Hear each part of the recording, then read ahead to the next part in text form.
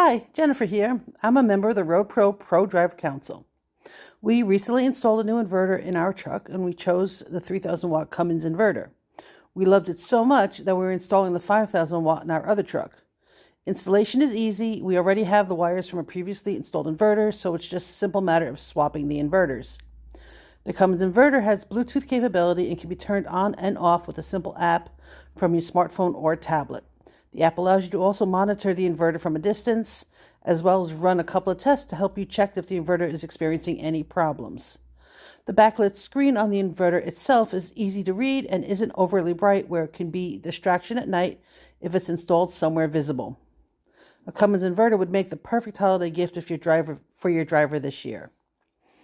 If you're installing the inverter for the first time, I recommend having a professional do it. Improper installation can cause some serious problems. If you're a company driver, please check with your company first to make sure an inverter is allowed and what size they allow. They might even supply one and have it installed for you. Now, you might be wondering, why would a truck driver need an inverter installed on their truck? The answer is simple.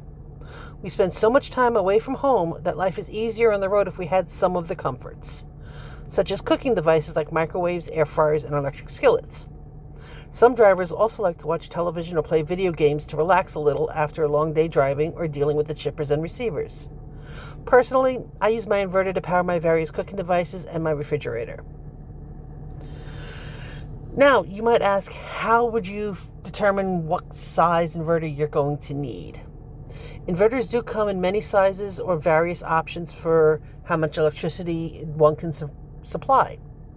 Some supply a small amount, which is good for a laptop or a tablet. Others can supply a lot more electricity.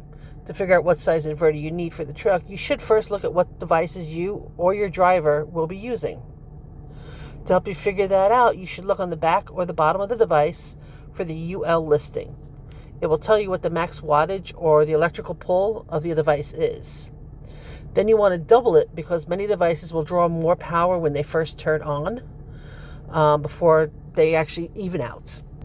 For example, my Ninja Foodie has 1460 wattage listed for its maximum power usage.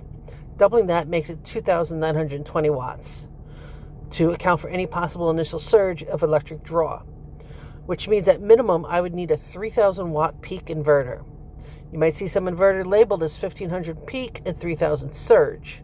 That means it will supply continuously 1500 watts of power, but can't handle double that if there was a big draw of power or surge for that moment.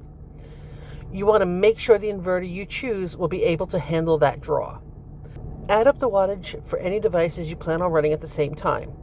Also, keep in mind that the inverter draws its power from the truck batteries. Too many devices can drain the batteries or put a strain on the truck's alternator or the APU to keep the batteries charged. While you can have many devices on your truck to use, I don't recommend keeping them all plugged in and using them all at the same time.